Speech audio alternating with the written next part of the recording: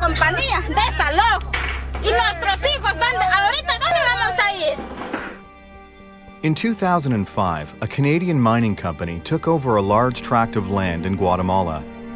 The mining company was there because the land was rich in nickel, but the land was also home to many Guatemalan families.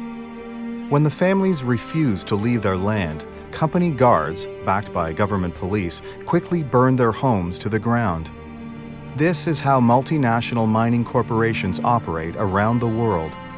And nowhere is this more evident than in Guatemala. Sí, pero ¿de dónde vamos a ir nosotros si somos de aquí, del stock? Somos nosotros el dueño de la tierra, no es de la compañía. De la compañía es extranjero. Tenemos derecho nosotros de estar aquí. Nuestros hijos necesitan dónde de vivir. Y nosotros ahorita dónde vamos a ir. The company guns did more than burn down houses. Maria is a community leader in El Estor, Guatemala. El último desalojo fue en el 2007, un 17 de enero, en la comunidad de Lote 8. Abusaron de 11 mujeres. Son mujeres que solo saben expresarse al idioma quechí. Son mujeres que están traumadas hoy en día. Entre 7, 8, 9, 12 policías, miembros del ejército, miembros de guardia de seguridad de la empresa, abusaron de las pobres mujeres. Guardias de seguridad de la empresa, los policías vinieron a rematarse hasta en el barrio de nosotros, en el barrio La Unión.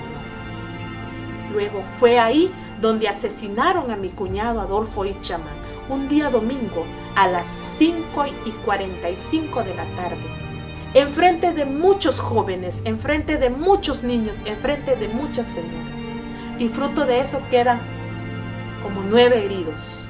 Fruto de eso está Germán inválido, un joven de 22 años. Maria and members of her community want to tell their story about the women who were raped, the men who were killed or maimed for the sake of a company moving in just to make profits. But this time, they want to tell their story in an open court. Because they have no legal recourse in Guatemala, they have hired lawyers to represent them here in Canada against Hudbay Minerals, a Canadian company worth billions. This is the first time that a case against a Canadian mining company for human rights abuse abroad has been heard in Canada. Our clients really want, I guess, two things out of this lawsuit. One is focused on what happened to them, and they want there to be accountability for that. They want responsibility to be put on Hudbay, and they want them to pay a price for what happened. That's one piece. And then the other piece, and this has been true from the very beginning, is they want to prevent what happened to them from happening to other communities. En Guatemala solo existe justicia para aquel que tiene una buena cantidad de dinero. En Guatemala solo se hace justicia para los grandes empresarios, pero el pueblo indígena en Guatemala nunca es escuchado. How are Canadian mining companies operating in foreign countries allowed to rape and pillage entire communities without repercussion from the Canadian government? A lot of Canadians don't realize that the majority of the world's mining and mineral exploration companies are registered here in Canada. We are a mining nation. And when you think about the Toronto Stock Exchange, how many mining companies are listed there, and what a kind of strong tradition of mining we have even in our own country, now a lot of that is going abroad. So people will raise capital here on our stock market, and then they'll operate in Africa, in Latin America, in Asia. But the problem is that there's no accountability back in Canada for their activities abroad. Over 70% of mines around the world are owned and run by Canadian companies. And unfortunately, we have a terrible human rights record around the world at almost all of our mining operations. I think that it's purposeful that Canadians are not being made aware of this issue, and I think it's time that we take stock of what our companies are doing around the world and why is it that they're operating with impunity and that there are no Canadian laws in place to hold them accountable. The Harper government has taken even further steps to protect large corporations. The charitable view of where the government is on this particular issue is that they've simply dropped the ball. I think, frankly, though, it's much worse. They have been little more than cheerleader for Canadian mining companies.